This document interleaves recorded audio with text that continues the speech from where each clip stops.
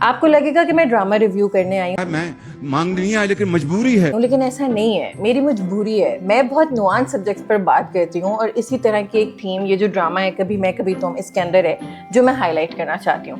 جیسے ماضی میں آپ ہماری ویڈیوز دیکھتے رہے ہیں تو آج بھی اگر چینل کو سبسکرائب کر دیں اور بیل آئیکن پریس کر دیں تو بہت اچھا ہو جائے گا. اوکے سو فیملی ڈائنامکس ایسے ہیں اس ڈرامے کے اندر کہ امی ابو ہیں، ایک میرڈ بیٹی ہے اور 2 بیٹے ہیں. جو بڑا بیٹا ہے وہ گولڈ میڈلسٹ ہے، بہت اپیرنٹلی بہت ہینڈسم ہے اور بہت انٹیلیجنٹ بھی ہے اور موسٹ امپورٹنٹلی بہت سارے پیسے کماتا ہے. اور جو چھوٹا بیٹا ہے جو فہد مصطفیٰ نے پلے کیا ہے، مصطفیٰ کا کیریکٹر، وہ ایک انتہائی نکما، نالائق، لوزر، یعنی پڑھائی بھی پوری نہیں کی، دوستوں میں بیٹھا رہتا ہے، گیمز کھیلتا رہتا ہے اور کماتا نہیں ہے، پیسے نہیں ہیں اس کے پاس. یہ جو لوزر والا کیریکٹر ہے نا جو فہد مصطفیٰ نے کیا ہے، یہ لوگوں کو بہت ریفریشنگ لگ رہا ہے ہمیں ایز اے سوسائٹی. ایک بڑا مطلب اٹس ویل ریسیوڈ کہ یو نو ایسے میل کیریکٹرز دکھانے چاہیے، ایسے ہسبینڈس دکھانے چاہیے نا. مطلب بہت خوشی ہو رہی ہے لوگوں کو یہ کیریکٹر دیکھ کے. میں یہ سوچ رہی ہوں کہ ہمارے یہاں خواتین کی کتنی چھوٹی چھوٹی سی خوشیاں ہیں نا. مطلب مردوں سے ایکسپیکٹیشنز اتنی کم ہیں. دا بار فار مین از سو لو کہ یہ ریفریشنگ لگ رہا ہے کیریکٹر جس میں نہ ذمہ داری کا احساس ہے، نہ وہ کوئی رسپانسبلٹی لے رہا ہے، نہ وہ اپنا یا کسی اور کا خیال رکھ سکتا ہے.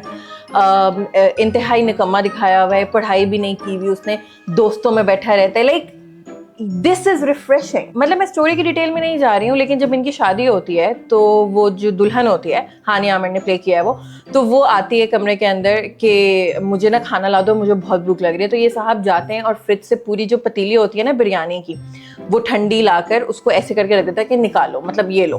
تو ہمارے یہاں کیونکہ لڑکے اپنا کھانا خود تو نہیں گرم کرتے تو اس کو پلیٹ میں نکال کے کھانا دینا آتا ہی نہیں ہے.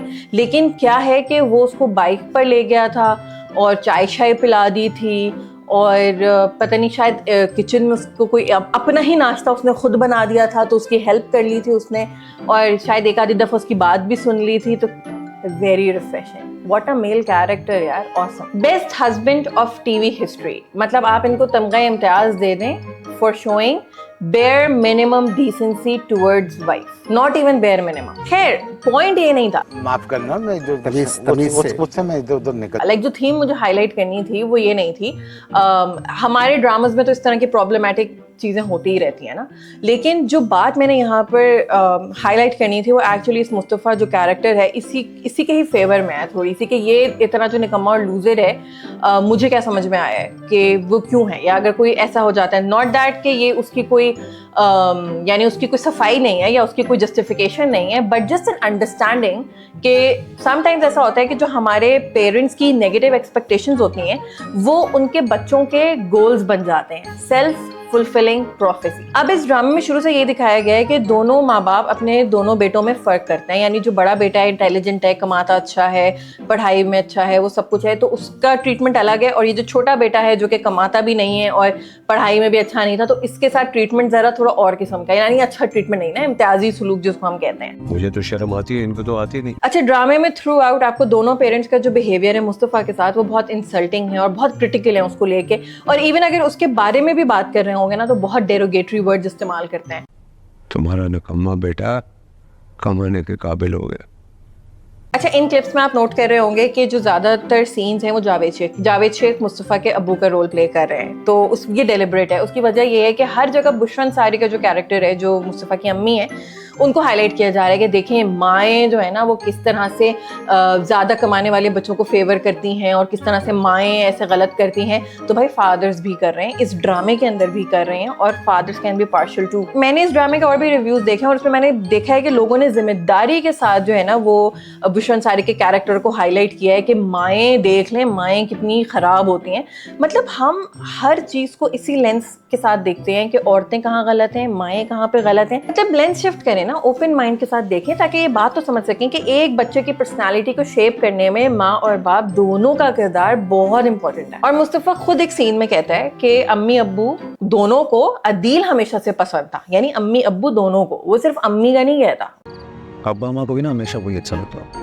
اب ظاہر ہے پڑھاکو بیٹا، پڑھتا بہت. कहते हैं अम्मी अब्बू दोनों को अदील हमेशा से पसंद। अब जाहिर है ड्रामा में तो ये कोई बचपन की कोई बैक स्टोरी है, इन लोगों की कोई हिस्ट्री तो नहीं दिखाई हुई है, लेकिन जिस तरह की देसी फैमिली की डायनामिक्स होती हैं जाहिर है मैं अज्यूम तो कर सकती हूँ ना, और थोड़ी सी प्रोजेक्शन भी इसके अंदर मैं अपनी लगा सकती हूँ कि डेफिनेटली दोनों पेरेंट्स ने, जैसे हमारे यहाँ होता है बहुत कॉमनली कि रिश्तेदारों के सामने, मेहमानों के सामने, रैंडम लोगों के सामने हमेशा मुस्तफ़ा के बारे में इसी तरह के ओपिनियंस का इजहार किया होगा या उसके लिए डेरोगेटरी वर्ड्स यूज़ किए होंगे, यानी सबके सामने या कंपैरिजन ड्रॉ किया होगा, अदील इतना अच्छा है, ये ऐसा नहीं है, अरे ये तो कुछ करता ही नहीं है, अदील ही हमारा प्यारा बेटा है, अरे ये तो बहुत ही नालायक है, अरे ये तो कोई जॉब शॉप कर ही नहीं सकता, इसके बस की बात ही नहीं है, ये पढ़ाई छड़ाई मुस्तफ़ा से नहीं होती, अदील है हमारा गोल्ड मेडलिस्ट, मुस्तफ़ा तो बस निकम्मा है, कुछ नहीं आता है इसको, कुछ नहीं कर सकता ये। अब देखें, निकम्मा होना बचपन से मुस्तफ़ा की आइडेंटिटी बन गया, अगर अब वो निकम्मा नहीं होगा तो फिर वो मुस्तफ़ा नहीं होगा। मुस्तफ़ा ने बहरहाल ये इंटरनलाइज कर लिया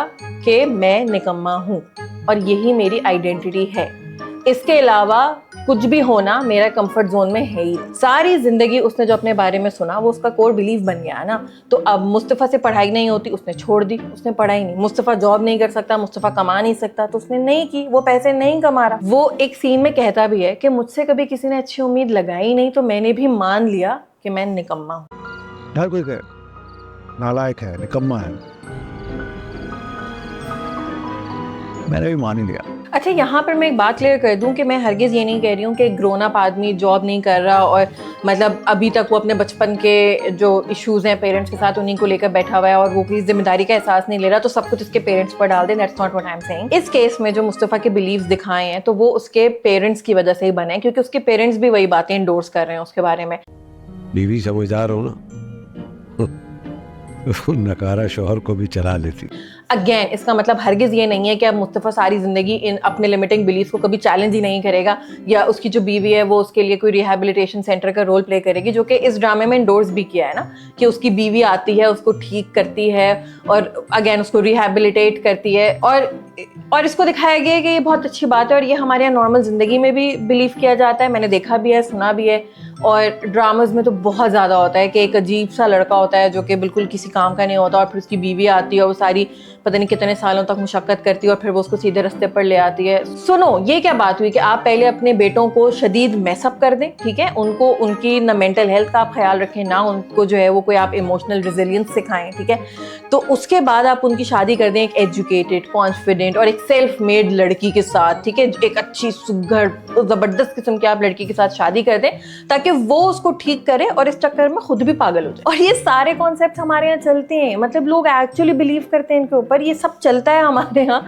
मतलब लड़कियां हमारे यहाँ पागल हो गई हैं अपने शोहरों की तरबियत करते करते। एनीवे, सो मुस्तफ़ा के पेरेंट्स की जो उससे नेगेटिव एक्सपेक्टेशंस थी वो उसका बिलीफ बन गया। मैं निकम्मा हूँ, मैं नालायक हूँ, मैं अदील जैसा काबिल और इंटेलिजेंट नहीं हूँ, मैं जिंदगी में कभी कुछ अचीव नहीं कर सकता। तो ये बिलीफ फिर इन्फ्लुएंस करता है बिहेवियर को, और ऑब्वियसली फिर जब आपका बिहेवियर इन्फ्लुएंस होता है फिर आपकी पर्सनैलिटी उस तरह से शेप होना शुरू हो जाती है और फिर आप जिस तरह के काम और जिस तरह के डिसीजन अपनी जिंदगी में लेते हैं, यानी जो एक्सपेक्टेशन से लगाई जाती है ना, आप भरपूर तरीके से उस पर पूरा उतरते हैं। मुस्तफ़ा ने एक क्लास निकम्मा होके दिखाया। Self fulfilling prophecy. Self fulfilling prophecy एक साइकोलॉजिकल और सोशियोलॉजिकल कॉन्सेप्ट है कि एक इंसान से जुड़ी एक्सपेक्टेशंस का उसके ऊपर क्या इंपैक्ट होता है। Expectation becomes core belief, belief influences behavior and then behavior leads to the fulfillment of that expectation, जो कि in the first place लगाई हुई थी। मजे की बात यह है कि अगर यही expectations positive होती तो उसका impact भी positive होता। मुस्तफ़ा अदील से different है। मुस्तफ़ा जरा ज्यादा creative है। मुस्तफ़ा का अपना potential है। Mustafa will find his own way। Mustafa कुछ ना कुछ अपनी जिंदगी में जरूर अचीव करेगा। अगर अच्छी उम्मीदें लगाते तो possibly मुस्तफ़ा के अपने बारे में जो beliefs थे